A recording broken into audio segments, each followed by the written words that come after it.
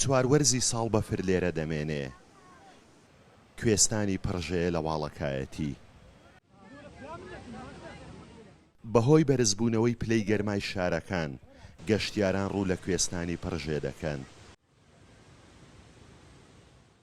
بەهۆی خراپی ڕێگاوبان بەشێک لە گەشتیاران بە پیادە سەردەکەون. هاتوونەتە سەیرانگای پڕژێ لەبەرەوەی ئێرە جەوێکی زۆر بڵێن تەزی هەیە، زۆر ساردا، هەست دەکەم زۆر سادە بایەکی زۆر فێنچی دێ. لە هەولێرەوە هاتوین، پلەکانی گەرما لە هەولێر زۆر بەرزە، 45-46ە. لێرە تەسەوڕ دەکەم ینی 4-3-4-5 بێتن. خەڵکی زۆر سەردانی ئێرە دەکا، هەینیشە بۆیە ئەوها قەڵەواڵغا. هیوادارم هەم خەڵک سەردانی ئێرە بکاتن، خاستن خەڵکی هەولێر، چونکە هەولێر زۆر گەرما.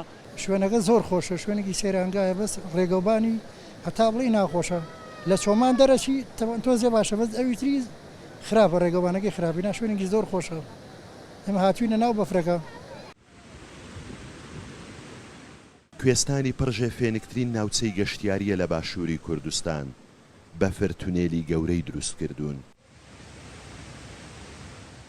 بەهۆی هاتنی گەشتیارێکی زۆر بۆ کوێستانی پڕژێ، ژینگە و سروشتی ئەم شوێنە پیس بووە و گەشتیاران پاشماوەکانیان بەجێ دەهێڵن.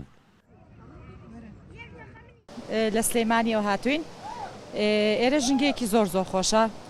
هیوادارم هەموو گەشتیاران کە ڕووی تێیەکەن ژینگەکە بپارێزن، وەکو ئەو سروشتە جوانی خۆی بیهێڵنەوە پیسی نەکەن.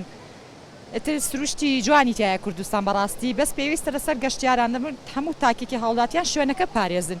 ئێرەش بەڕاستی نیعمەتێکە خوای گەورە پێی بەخشی بین کە ئاما سەرچاوەیەکی جوان، ئاوێکی پاک، ئەو بەفرەکە ماوە. تەوانێتر هیوادارم هەموو کەسێک بە پێی توانە بتوانێت ڕووی تێکات و شوێنە خۆشەکانی کوردستان ببینێت. کوێستانی پڕژێ دەکەوێتە باشووری ڕۆژهەڵاتی قەزای چۆمان و نزیکەی 15 کیلۆمەتر لە چۆمانەوە دوورە. تاکو ئێستا لێرە دیمەنەکانی زستان و بەهار تێکەڵی یەکترن. شەوان لێرە پلەکانی گەرمادا دەبەزن بۆ ژێر سفری سیلیزی. پێشەوە مەحموود کورسات نیوز، ناوچەی پڕژێ لە دەڤەری باڵەکایەتی.